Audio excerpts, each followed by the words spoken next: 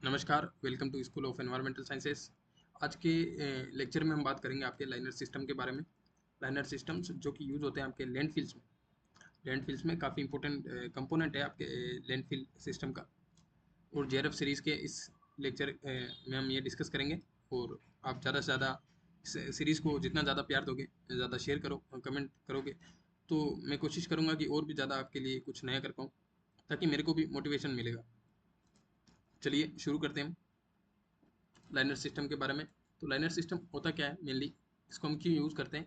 ये आपका best way to control leachate. जैसा कि मैंने लास्ट वीडियोस में डिस्कस किए थे हम, कि लैंडफिल अलग अलग टाइप के होते हैं। आपका सैनिटरी लैंडफिल होता है, सिक्योर्ड लैंडफिल होता है, ठीक है। तो उनमें आपका जो केमिकल रिएक्शंस के थ्रू लीचेट का फॉर्मेशन होता है, जैसे ये आपको दिख रहा होगा, ये एक जनरल, ठीक है, जनरल लैंडफिल का जो डायग्राम है, क्रॉस सेक्शन वो है। तो इसमें जो भी वेस्ट यहाँ पर प्रेजेंट होता है, वो थ्रू द केमिकल रिएक्शन अलग अलग टाइप से फॉर्म करता है आपका लीचेट। फिर वो लीचेट फॉर्म करता है जो कि काफ़ी अजाडस होता है, ठीक है, केमिकली हार्मफुल होता है काफ़ी। तो उसको प्रिवेंट करने के लिए, उसको उसके परकोलेशन को रोकने के लिए हमारे पास कुछ कलेक्शन सिस्टम होना ज़रूरी है, ठीक है। तभी तो हम लीचेट कलेक्ट कर पाएंगे।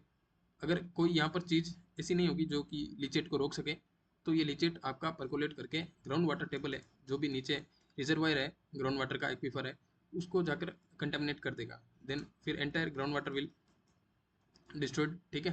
फिर वो आगे, फिर वो वाटर सप्लाई में भी जाके नुकसान पहुंचाएगा लोगों को। तो इसीलिए ये ज़रूरी होता है आपका लाइनर सिस्टम। अब हम बात करें तो लाइनर सिस्टम आपका, इसमें क्या क्या चीज़ें यूज़ करते हैं। इसमें देखिए, ये नेचुरल भी हो सकता है, सिंथेटिक भी हो सकता है, ठीक है। जैसे मैं यहाँ लिख देता हूँ, it can be natural and synthetic also. इन दोनों का कॉम्बिनेशन भी हो सकता है, सिंथेटिक। अब नेचुरल सिंथेटिक इन दोनों में अलग अलग चीज़ें क्या क्या यूज़ करते हैं। देखिए, नेचुरल जो लाइनर सिस्टम होता है, उसमें जो नेचुरल कंपोनेंट्स है, हम यूज़ कर सकते हैं क्ले का, ठीक है। क्ले में मेनली आपका बेंटोनाइट क्ले का यूज़ किया जाता है, बेंटोनाइट क्ले। देन फिर हम shale shale component, shale rocks types होते हैं, ठीक है, उनका। फिर soil sealants, soil sealants, soil sealants. या फिर हम यूज़ कर सकते हैं इसमें ग्रेवल का भी, ठीक है। ग्रेवल, यू नो, ठीक है, लार्ज लार्ज ग्रेन साइज का जो सॉइल होता है, उसको हम ग्रेवल कहते हैं, ठीक है। इतना तो आप जानते हो। तो नेचुरल टाइप के ये होंगे। देन सिंथेटिक में हम बात करें तो आपका लाइनर सिस्टम में, तो मेनली आपका जो पॉली इथिलीन मेम्ब्रेन्स होती है, ठीक है, पॉली इथिलीन, पॉलीइथिलीन मेम्ब्रेन्स, इनका यूज़ किया जाता है। ये सिंथेटिक होते हैं, ठीक है, ये जनरेटेड होते हैं आर्टिफिशियली। अब ये पॉलीइथिलीन मेम्ब्रेन आपका लो डेंसिटी का भी हो सकता है, हाई डेंसिटी का भी हो सकता है, मे बी शायद एचडीपी या फिर एलडीपी भी हो सकता है। और रबर्स, ठीक है, रबर का भी यूज करते हैं हम। रबर्स, रबर मेनली इनके थ्रू ही बनता है, तो इसलिए ये आपके सिंथेटिक कंपोनेंट में आ गए। तो लाइनर सिस्टम में आपका नेचुरल और सिंथेटिक दोनों टाइप के हम लाइनर सिस्टम यूज कर सकते हैं। अब इनके टाइप्स की बात करें तो सबसे पहले हम डिस्कस करेंगे, यहाँ पर लिखता हूँ मैं, single liner system. Single liner system, जैसा कि आपको नाम से ही शो हो रहा होगा कि ये सिंगल होता है, ठीक है। और इसको मेनली पहले यूज़ किया जाता था for older landfills, older landfills जो पुराने होते थे, उनमें यूज़ किया जाता था। इसमें आपके क्या होता है, एक ही लेयर होती है, one impermeable layer, impermeable layer होती है किसकी, नेचुरल क्ले की, नेचुरल क्ले की। अब क्ले कौन सी होती है इसमें यूज़ करते हैं हम, बेंटोनाइट क्ले, बेंटोनाइट क्ले, याद रखना आप, काफ़ी इंपॉर्टेंट है नाम, बेंटोनाइट क्ले। और अगर हम सिंगल लेयर, अगर इन केस अगर हम जियो मेम्ब्रेन की बनाई, ठीक है, जियो मेम्ब्रेन, जियो मेम्ब्रेन, तो फिर वो किसकी होगी, आपके हाई डेंसिटी पॉलीइथिलीन एचडीपी की, या फिर वो हो सकती है ब्यूटाइल रबर की, ब्यूटाइल रबर। तो आप याद रखना, ये सिंगल लाइनर सिस्टम, इसका यूज करते हैं हम फॉर ओल्डर लैंडफिल्स, काफ़ी इंपॉर्टेंट है। जैसे कोई भी लैंडफिल है पुराना सा, तो उसके नीचे एकदम सिंगल लेयर है, ठीक है, उसका अगर हमने इम्प्लांट कर दिया, तो वो इसको प्रिवेंट कर देगा आपके लीचेट को, ठीक है। और ये मेनली यूज किया जाता है आपका लो एनवायरमेंटल रिस्क एरिया में, लो एनवायरमेंटल रिस्क एरियाज में जो लैंडफिल्स प्रेजेंट होते हैं उनके लिए सिंगल लाइनर सिस्टम का यूज किया जाता है। फिर सेकंड वन आपका आता है डबल, नाम से ही पता चल रहा होगा आपको, काफ़ी आइडिया तो ऐसे ही लग जाएगा, डबल लाइनर सिस्टम, ठीक है। इसमें आपको लग रहा होगा कि इसमें डबल प्रोटेक्शन, ठीक है, डबल प्रोटेक्शन मिलता है आपको। इसमें पहले क्या करते हैं, ऊपर एक टॉप लेयर लगाते हैं, देन नीचे आपका बॉटम लेयर, बॉटम लेयर, ठीक है। टॉप लेयर आपकी जो बनाते हैं उसको हम प्राइमरी लेयर बोलते हैं, और जो बॉटम लेयर होती है उसको हम सेकेंडरी लेयर बोलते हैं। तो आप याद रखना, ये दो लेयर्स हैं, इनका यूज करते हैं। और इनके बीच में हम क्या डालते हैं, एक लीचेट डिटेक्शन सिस्टम होता है, ठीक है, लीक या फिर लीक बोल सकते हो या लीचेट, ठीक है, लीक डिटेक्शन सिस्टम, इसका यूज करते हैं ताकि वो डिटेक्ट कर पाए कि लीचेट जनरेट हो रहा है वो कैसा है, ठीक है। और वो अगर अगर बॉटम लेयर है वो काफ़ी ज़्यादा प्रिवेंट करने के नेचर में, ठीक है, ज़्यादा टफ होती है। इसलिए अगर इन केस आपका लीचेट है जो परकोलेट कर जाए थ्रू द टॉप लेयर, लेकिन फिर भी वो बॉटम लेयर है उसको रोके रखती है, तो इन दोनों के बीच में आपका लीक डिटेक्शन सिस्टम, इसका यूज किया जाता है। देखिए इसको आप अगर डायग्राम के थ्रू समझना चाहोगे तो ये रहा आपका, जैसे ये टॉप लेयर है, इसको हम कह देते हैं प्राइमरी लेयर, देन फिर आपका यहाँ पर आ गया सेकेंडरी लेयर, और इसके बीच में आपका जो ड्रेनेज लेयर है, ठीक है, डिटेक्शन सिस्टम, जैसे कि मैंने बताया था, इसको हम क्या बोलते हैं, ड्रेनेज लेयर, ड्रेनेज लेयर। अब इसमें ड्रेनेज लेयर में हम किन किन चीज़ों का यूज कर सकते हैं, ग्रेवल भी हो सकती है इसमें, आपका जियो सिंथेटिक मेम्ब्रेन भी हो सकती है, जियो सिंथेटिक मटेरियल या जियो सिंथेटिक मेम्ब्रेन कुछ भी यूज कर सकते हैं। तो ये रही बात आपके डबल लाइनर सिस्टम की। अब मेनली आपको दिख रहा होगा ये डबल है, ठीक है, तो इसमें प्रोटेक्शन आपका ज़्यादा है, तो इसीलिए इनको यूज़ करते हैं हम जो हजार्डस वेस्ट के लैंडफिल्स होते हैं, हजार्डस वेस्ट लैंडफिल्स, इनमें यूज़ किया जाता है। और जो एरियाज होते हैं जो कि एनवायरमेंटल रिस्क एरियाज होते हैं, एनवायरमेंटली रिस्की जोन्स, ठीक है, उनमें उन एरियाज में जो आपका लैंडफिल्स प्रेजेंट है उनमें आपका मेनली डबल लाइनर सिस्टम इसका यूज़ किया जाता है। फिर आपका थर्ड वन आता है कौन सा, कंपोजिट,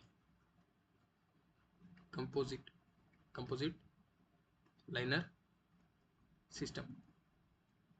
जैसा कि आपको नाम से पता चल रहा होगा ये दोनों का कंपोजिशन होता है, ठीक है। इसमें दो अलग अलग टाइप के हम मटेरियल यूज करते हैं, two different types of material we used in this liner system.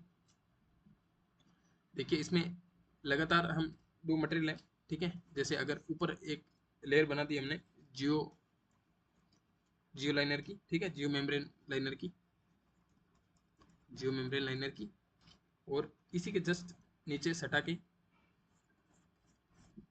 हमने यहाँ पर नेचुरली जो क्ले कॉम्पेक्टेड लेयर होती है उसका फॉर्मेशन कर देते हैं, ठीक है, इसका यूज कर देते हैं। तो ऊपर हो गया आपका जियो सिंथेटिक लाइनर, देन क्ले कॉम्पेक्टेड।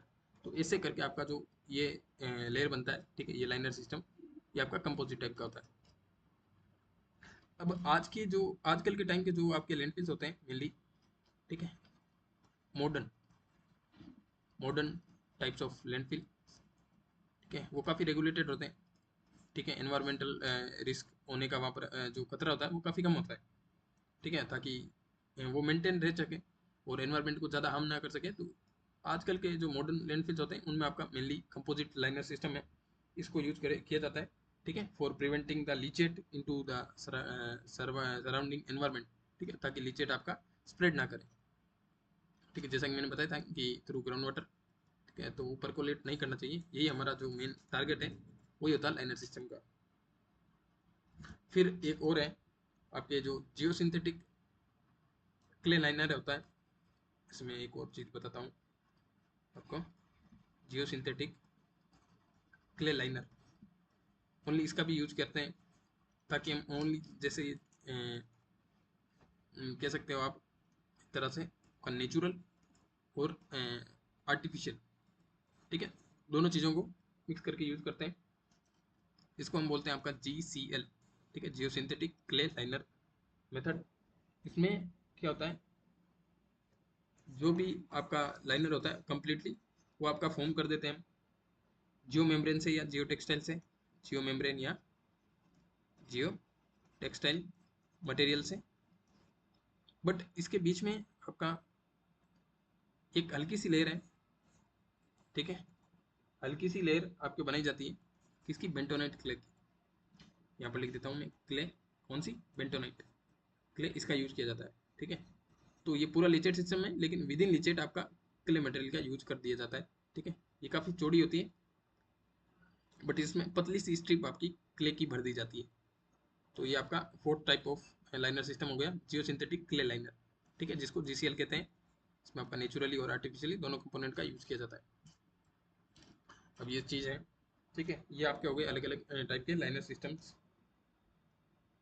अब देखिए, अब मैं कुछ और चीज़ें बताता हूँ जो आपके एग्जाम के लिए और रिलेवेंट है आपके लैंडफिल से।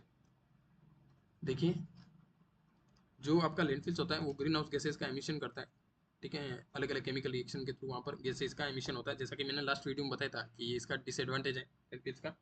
तो ये आपका ग्रीन हाउस गैसेज होती है, उनका एमिशन करता है।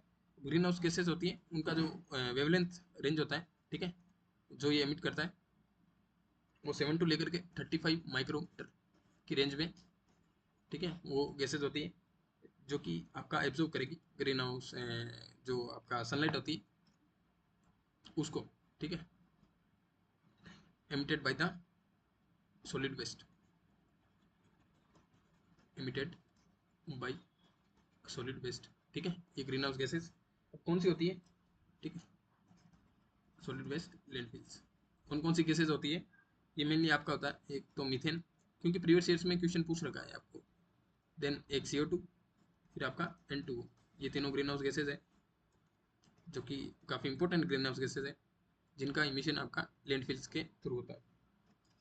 अब एक और चीज़ है कि आपके according to solid waste management rules 2016, आपका जो भी लैंडफिल साइट होती है उसकी अलग अलग जगह से क्या क्या दूरी होनी चाहिए, ठीक है। अगर कोई भी लैंडफिल साइट हमने अगर वहाँ पर लोकेट करी है, तो उसका जो पब्लिक प्लेसेस होते हैं अलग अलग टाइप के, तो उनसे उनकी जो डिस्टेंस होती है वो भी एक डिटरमाइन की गई है बाय द गवर्नमेंट, ठीक है, under the rule of solid waste management, ठीक है, 2016 वाले। उसमें जो आपका सैनिटरी लैंडफिल साइट होती है, ठीक है, देखिए मैं बताता हूँ, जो सैनिटरी लैंडफिल साइट होती है, ठीक है, प्लेन एरिया में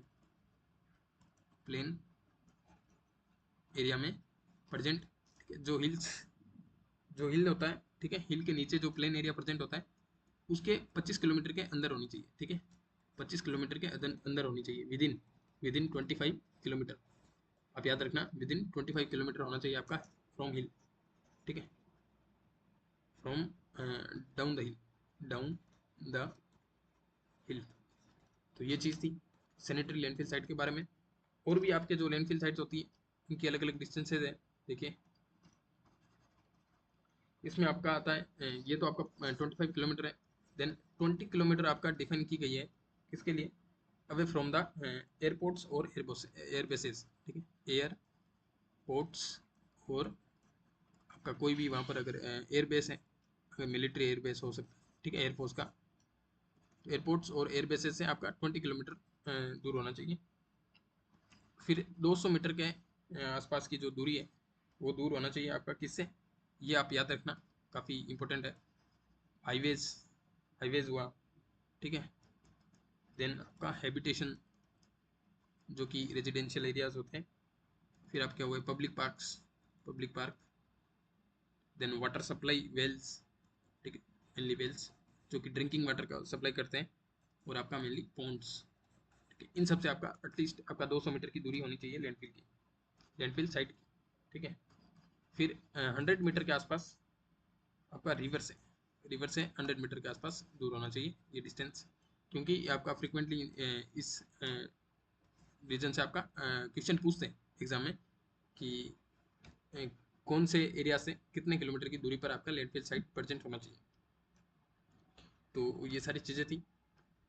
और ये रहे आपके PYQs। देखिए ये आपका क्वेश्चन आया था अभी रिसेंटली 2 सितंबर को जो पेपर हुआ था, उसमें जनरल क्वेश्चन था, लेकिन था आपका सॉलिड वेस्ट मैनेजमेंट से कि which of the following is not a possible option for the perpetual storage of hazardous waste.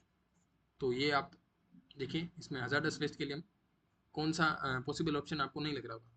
तो सरफेस इन एम्पाउंडमेंट्स, जैसा कि मैंने लास्ट वीडियो में बताया था कि इसका हम यूज़ करते हैं फॉर लिक्विड हजार्डस वेस्ट।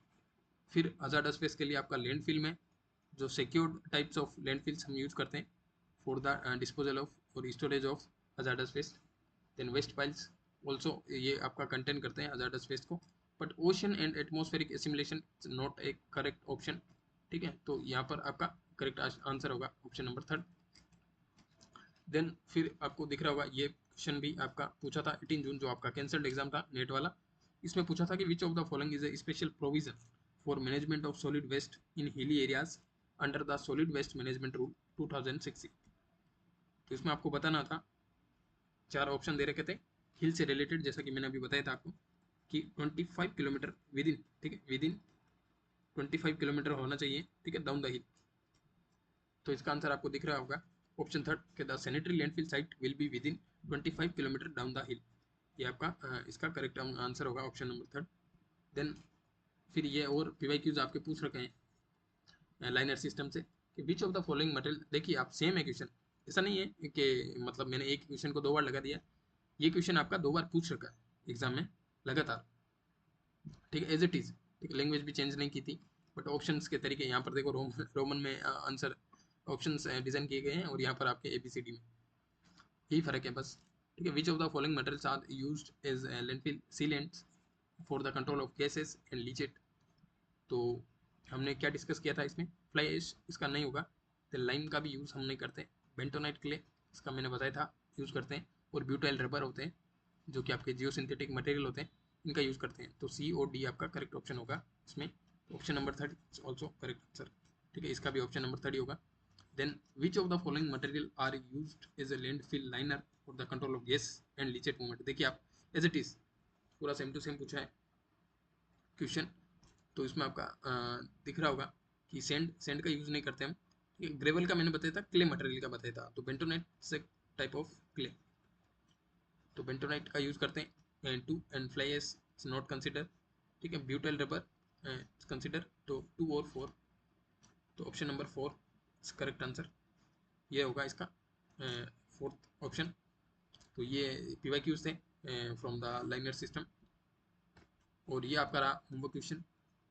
आप बताना इसमें लीक डिटेक्शन सिस्टम में कॉमनली यूज हम किस टाइप के लाइनर सिस्टम है उसमें करते हैं। ऑप्शन आप आंसर देना इसका कमेंट सेक्शन में। और थैंक यू वेरी मच। ठीक है, पढ़ते रहिए बढ़ते रहिए। और आपको अगर वीडियो अच्छा लगा तो आप शेयर कीजिए, और ध्यान रखो अपना। जय हिंद जय भारत।